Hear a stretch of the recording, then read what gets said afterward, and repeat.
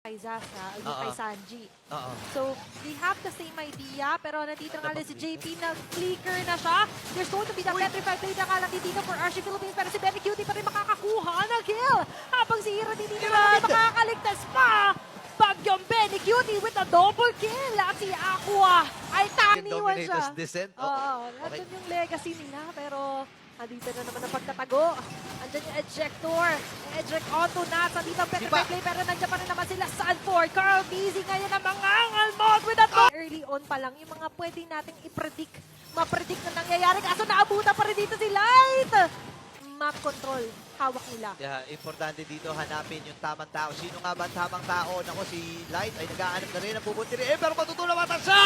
Bago pa makasipa ng isa, pinatay na siya dito ng Team Liquid PH. Nats will fall down as well. At dito na nga lang din ng mga members ng TLPH. Humahabol. Aqua, mapapata siya. Pinipili pa rin naman nila makaligtas. Pero si Carl Dizzy ay nandyan para i-escort out ang Task Force RSG!